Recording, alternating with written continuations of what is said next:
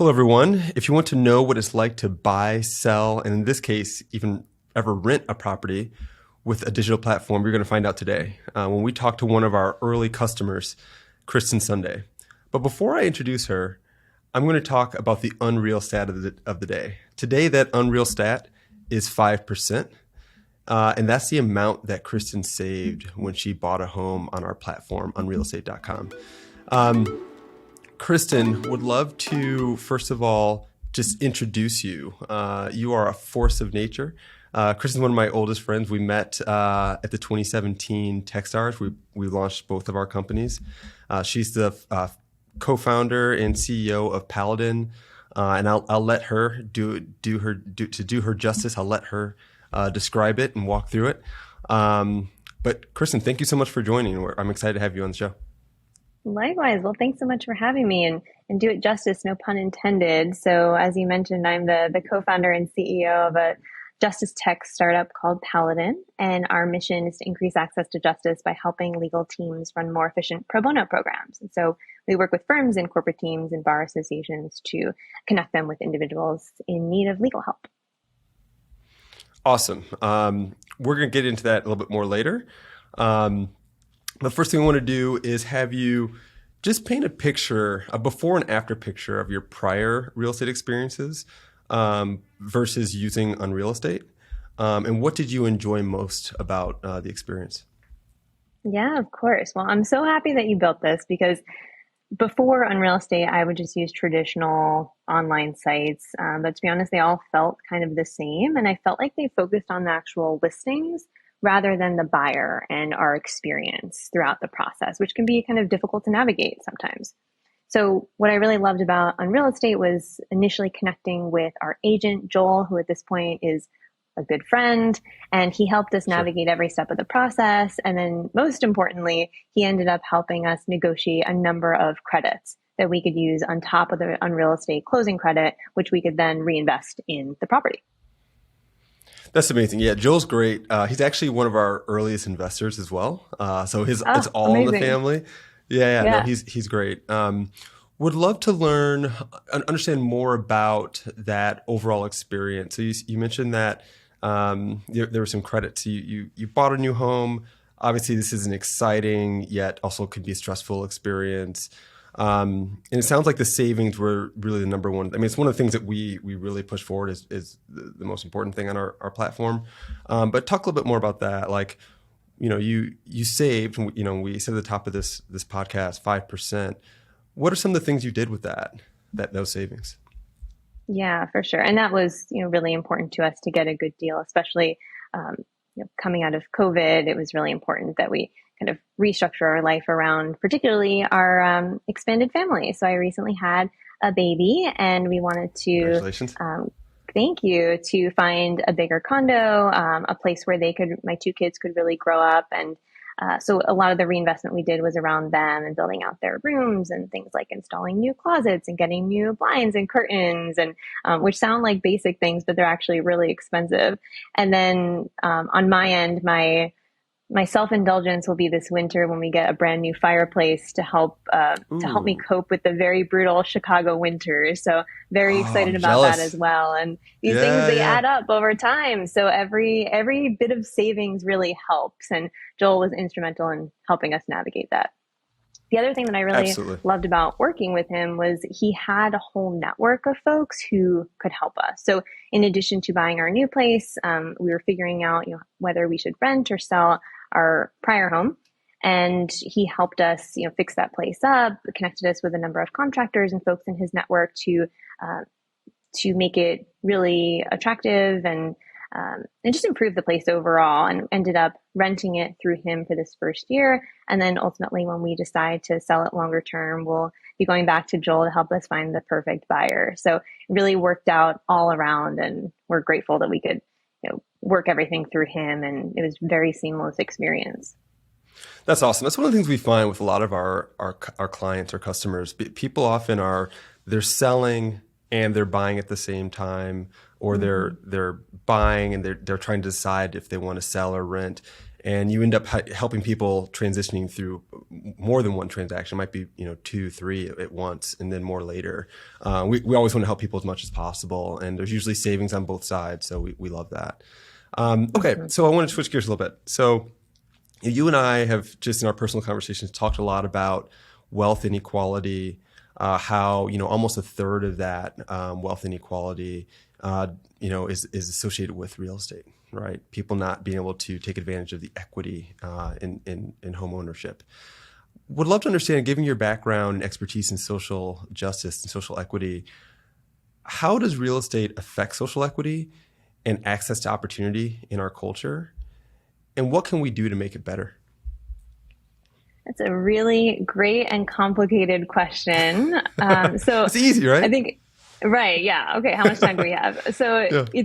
It's really multifaceted, right? And at the most literal level, owning real estate can be a significant way to build wealth and equity in the US. We haven't made it easy in the past. So historically, communities of color have had legacies of things like redlining and disinvestment that hinder our ability to own properties that in turn could create generational wealth.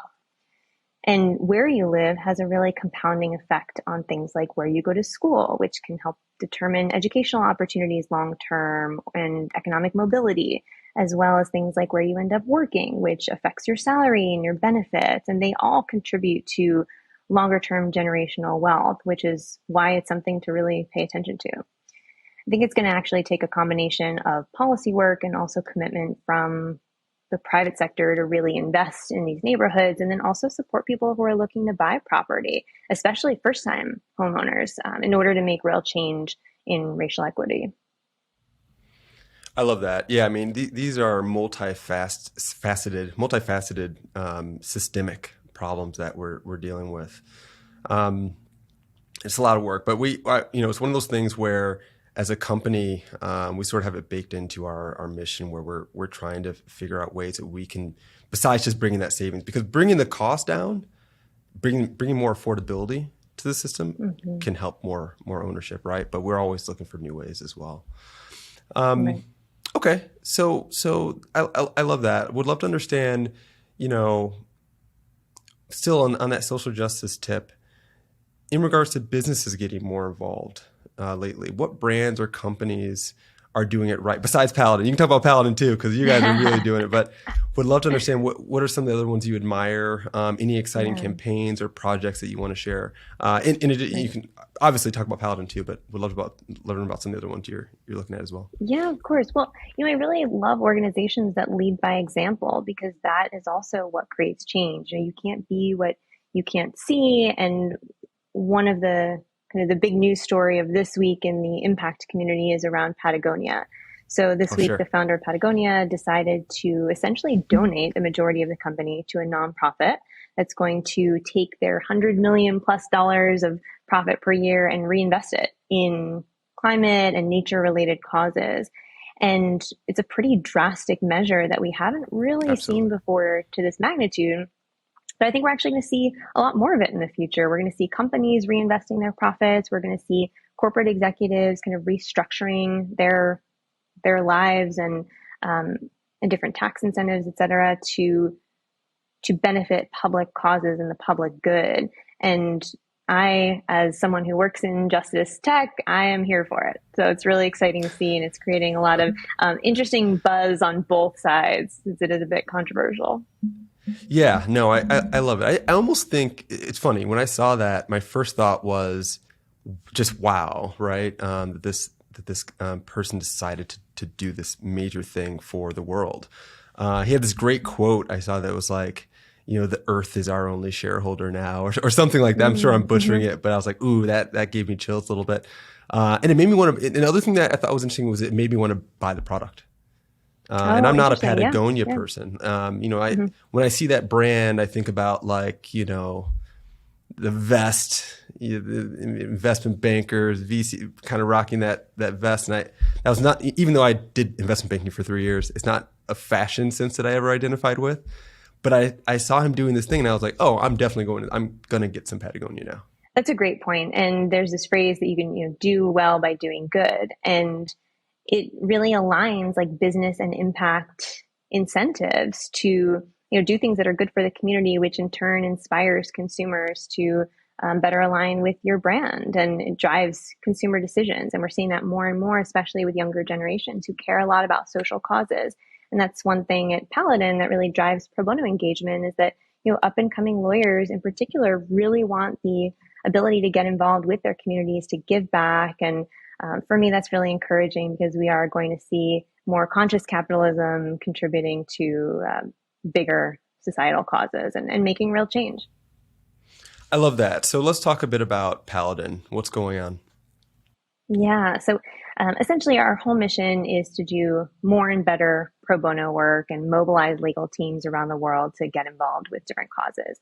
So we work across civil and criminal areas, ranging from landlord-tenant, right, housing issues, which was a huge problem during COVID, and as we're coming out of the pandemic, especially as it related to different moratoriums that were in effect around the country, things like domestic violence related issues, immigration, over to the criminal side, looking at how we can help expunge criminal records to give people a second chance at jobs, home ownership, etc.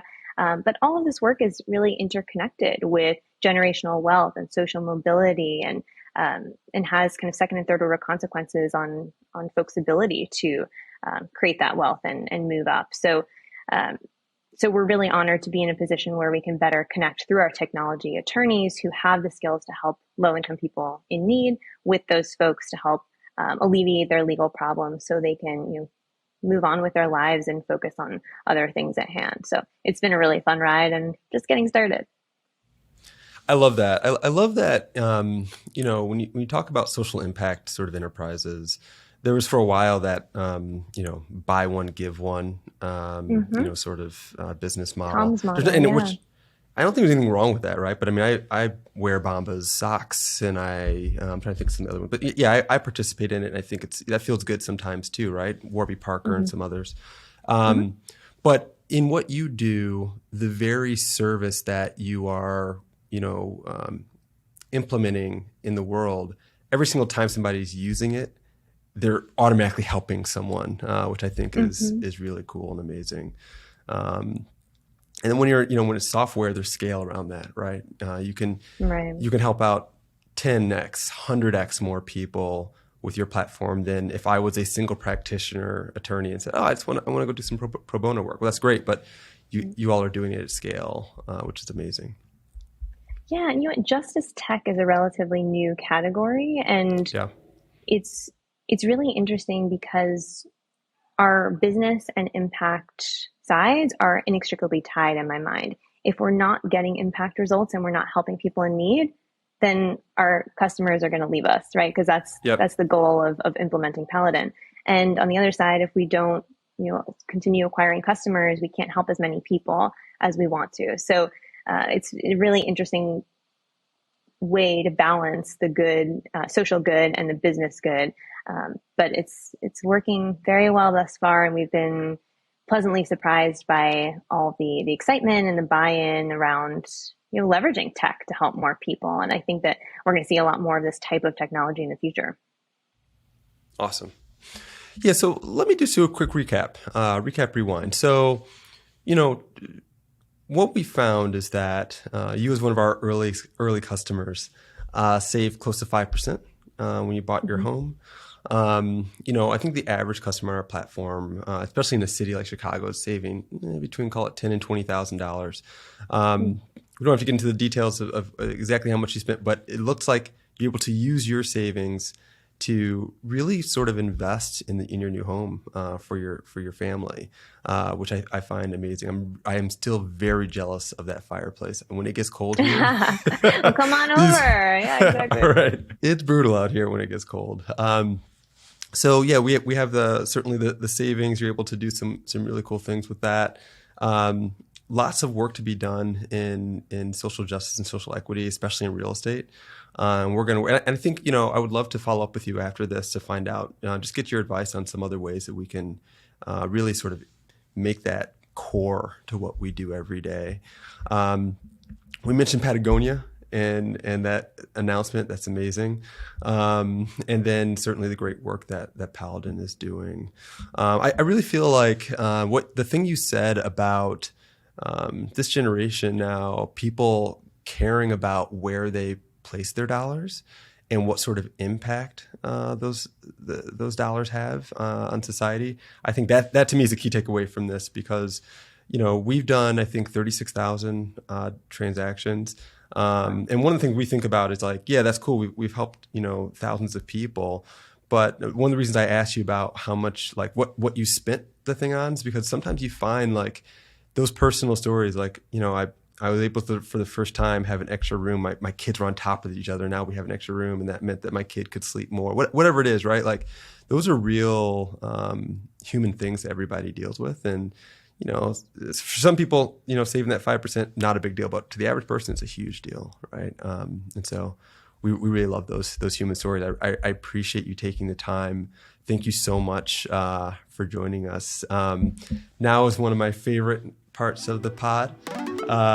We're going to do a fit check, sneaker check. Today, I think we're going to do a sneaker check, right? A sneaker check. All right. Well, it'll be a fit you check. Show me yours first. All right. I'm going to do mine first. Show me yours first, and I'll show you my footwear. Okay. All right. Let me see what we got here. All right. What type are those? We're good. Okay. These are Yeezy Wave Runners, sometimes also called OGs or Yeezy 700s. These are one of my favorite pairs of sneakers. Sometimes, first of all, I got them retail, which at a time, now you can kind of do it because they've kind of like started, Yeezy or Ye and Adidas are in this whole beef. And so I don't know what they're doing with production. But I actually got on the like online raffle and won these. Which is that's amazing. A ridiculous thing. I don't have a bot or anything helping me. I went straight up to the website and got them. Okay, that never happens. So never happens. Well done. Yeah. Thank you. So I love these. They're super comfortable. I'm a huge Ye fan, as all my friends know. So I'll leave it at that. Love it. Yeah, these are my OGs. I love them. All right. Well, you're a little bit fancier than I am. So I'm working from home today, working mom. So I am rocking my slippers, my favorite slippers from Target. Go. I like them. And they're so comfortable. So you know what? I'm going to own it. Later, I'm going to go out, put on some heels, call it a day. But right now, I work from home life. So I love it. Yeah, maybe you can show me some cool sneakers to get later on. But for now, I'm sticking with my cozy slippers. All right, deal. Those okay. So I've got my own version of those. If I ever do the pod from home, I'm going to have to show those off. But for now, I'm going to stick with the sneakers. For sure. Special appearance. Yeah. All right. Anything you want to leave our guests with as we end this pod? No, I appreciate what you all are doing, and I appreciate the awareness of and focus on social and racial equity. It's really important, and I think it's going to become an even bigger part of the conversation moving forward. Thinking about ways that we make society more equitable, and real estate is a part of that, and thinking about how we build generational wealth. So kudos to you all for having that top of mind, and any way we can help support, we're happy to. And again, thanks for what you're doing and for having me on. Thanks so much, Kristen. Talk to you soon. All right. Bye.